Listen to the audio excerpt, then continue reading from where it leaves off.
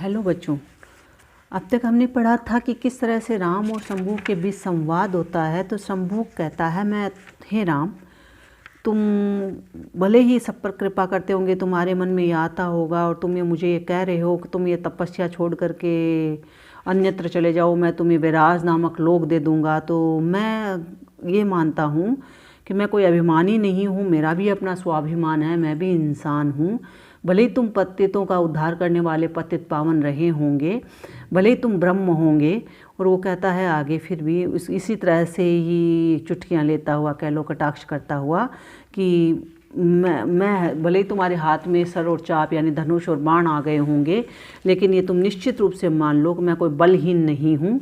तुमने सीता को छीना होगा तो मैं भी मनुवंश शिशु बना बनूँ, मनुवंश। तो वो कहते हैं मैं मनुवंश में भले ही एक तुच्छ सा प्राणी हूँ, फिर भी मैं अपने स्वाभिमान पर अड़ा हूँ, या स्वाभिमान मुझे प्रिय है। आगे फिर वो शंभू कहता राम को कि क्या तुम्हें शोभन तपस्वी घात लोग करो वध, अब न होगी बात।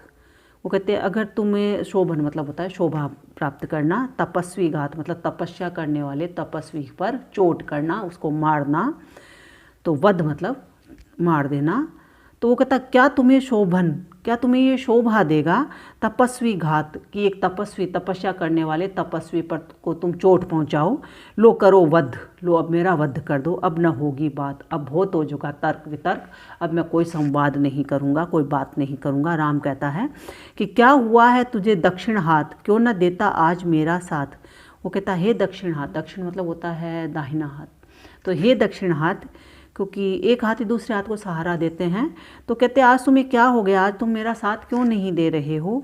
जो रही आसन प्रसवा, पीत लोक ने समझा जिन्हें अपुनीत, कि जो आसन प्रसवा थी, प्रसवा आसन प्रसवा कहते हैं कि गर्भवती, तो और पीत लोक ने, तो उसकी पीड़ा को लोक ने संसार ने क्यों नहीं समझा, उसे अपवित्र क्यों समझा।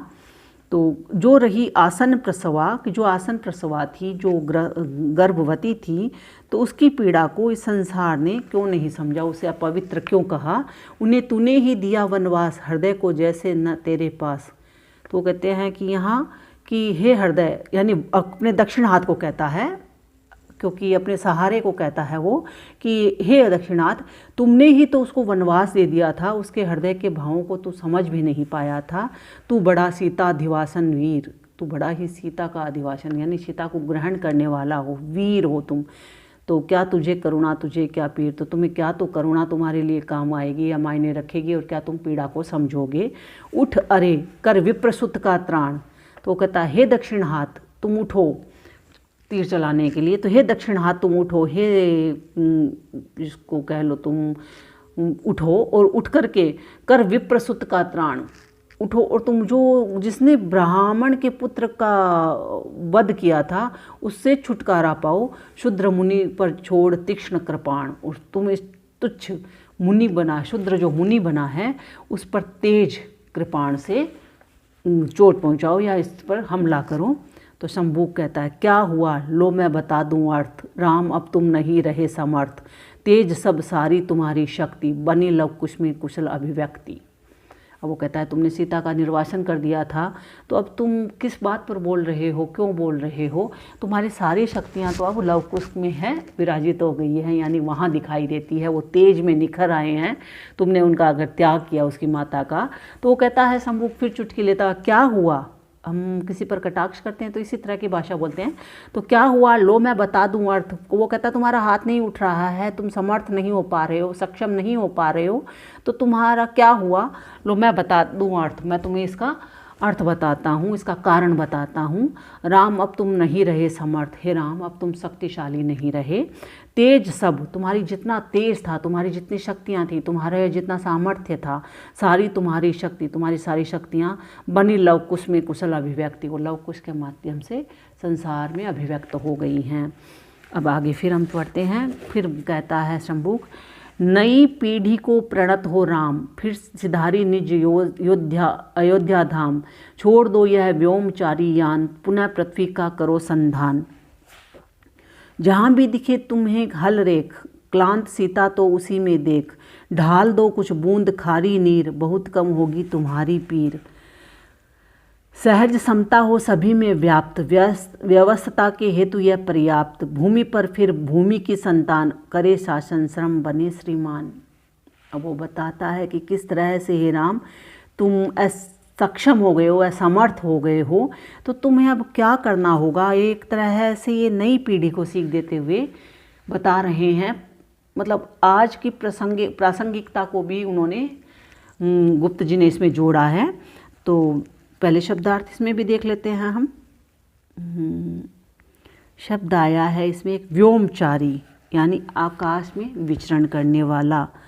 और अगला शब्द आया है इसमें संधान, संधान का मतलब होता है उद्धार करना।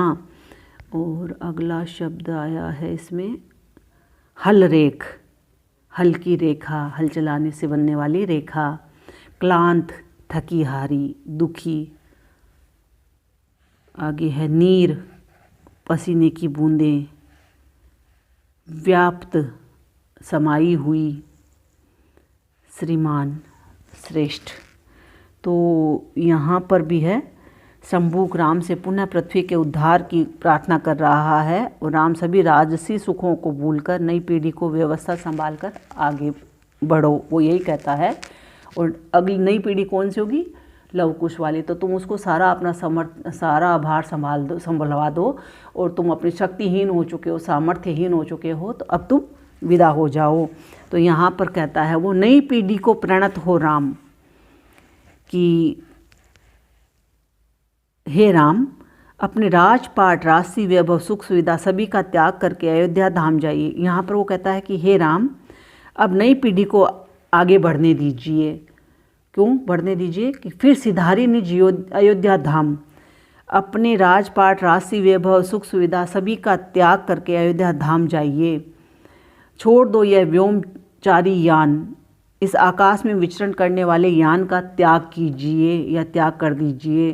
पुनः पृथ्वी का करो संधान, और एवं पुनः पृथ्वी माता के ऊपर छाए संकटों का संधान कीजिए, अर्थात कष्टों को दूर कीजिए।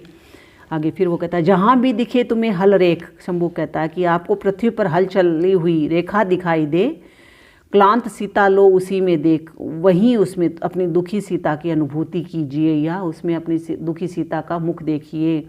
ढाल दो कुछ बूंद खारी नीर, यहाँ शंभू का कहने का मतलब यही है कि हल रेखा में सीता का प्रतिबिंब नजर आने पर अपने पसीने की कुछ बूंदें वहाँ डाल दीजिए, अर्थात खेतों में श्रम कीजिए। बहुत कम होगी तुम्हारी पीर, और ऐसा तुम करोगे, आपको ऐसा करने पर बहुत सुख प्राप्त होगा और आपकी पीड़ा या दुख कम हो जाएगा, क्योंकि ऐसा करने पर आपका सीधा संबंध भूमिजा अर्थात सीता के निकट होगा या जुड़ जाएगा। आगे फिर हम पढ़ते हैं सहज समता हो सभी में व्याप्त। अब वो राम से फिर आग्रह करते हैं शंभू कि अब भविष्य में सहज समता का भाव, समानता का भाव सभी मनुष्यों में होना चाहिए, व्याप्त होना चाहिए, रहना चाहिए। व्यवस्था के हेतु यह पर्याप्त, राज व्यवस्था का पर्याय ही समता का स्थापित होना माना जाता है।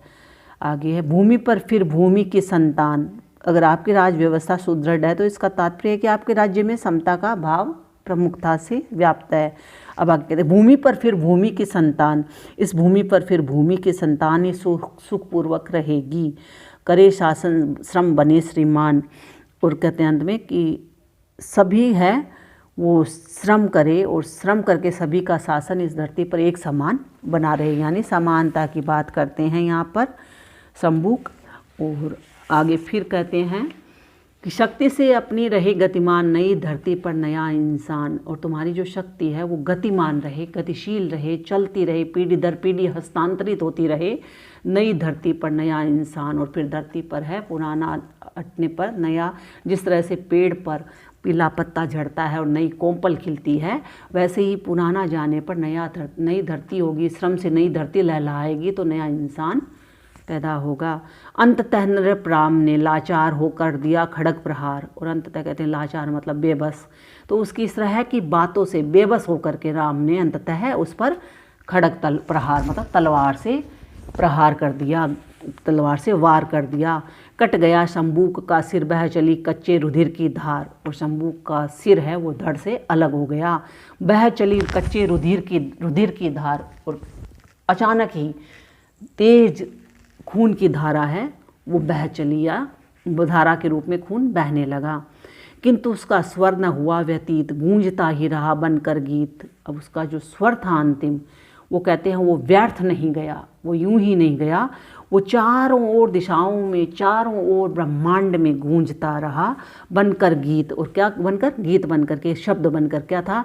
झूठ का दायरा टूट के ज्योति पथ बने। कि ये जो झूठा व्यक्ति अपने आसपास दायरा बना लेता है वो टूट जाए और उसमें ज्योति पथ बने और उसमें एक प्रकाश का रास्ता दिखाई दे, सबके लिए वो प्रकाशित करने वाला रास्ता बने। जीवन के द्वार द्वार पावन संकल्पों के नव बंधनवार तने। और जीवन के प्रत्येक द्वार, यानी समानता की बात की है शंभुक ने, तो वो कहता है जीवन के प्रत्येक द्वार पर, यानी प्रत्येक पड़ाव पर पावन संकल्पों की, संकल्प ले, पवित्र संकल्प की नव बंधनवार तने, नई बंधनवार है वो नए नए, कहते हैं किस पर? जीवन के दरवाज़ों पर तानी जाए। जन जन की छाती में दबे बीज आस्था के, लगे जागने उगने। और आगे फिर वो कहता है कि प्रत्येक व्यक्ति के हृदय में दबे बीज आस्था के बीज बोए जाए, लगे जागने उगने, और उनको सींचा जाए, उस बीज को सींच करके उसको उगने के लिए, पौधे के रूप में उगने के लिए प्रेरित किया जाए या परिश्रम किया जाए। नए द्वीप की लो जैसी चमके, नई दृष्टि, और नई जो दृष्टि है, देखने का जो नज़रिया है, वो नए दीप की लो। नया नया जब दीपक लगाते हैं, एकदम हम जब उसकी बाती में तेली लगाते हैं तो उसकी चमक अंत वाली नहीं होती है, जैसे जैसे तेल ख़त्म होता है उसकी चमक भी ख़त्म होते जाती है। तो नए द्वीप की लो जैसी चमके, तो जैसे नए दीपक में, तेल भरे हुए दीपक में लो चमकती है उसकी, वैसे ही व्यक्ति की नया देखने का नज़रिया बदले, स्वार्थों की काली झंझरी से भी। और जो स्वार्थों की काली झांझर चारों ओर से उसको झंझनाती है, अरहर आलोक छन के, रात और दिन प्रतिपल प्रत्येक क्षण है वो प्रकाश है, वो छने मतलब छन करके आए, सबको प्रकाशित करे। ये तो था आपका प्रतिपक्ष बच्चों। अब अगला हम चलेंगे, आपका अध्याय आएगा छिन्न शीर्ष, जो हम कल पढ़ेंगे। धन्यवाद बच्चों।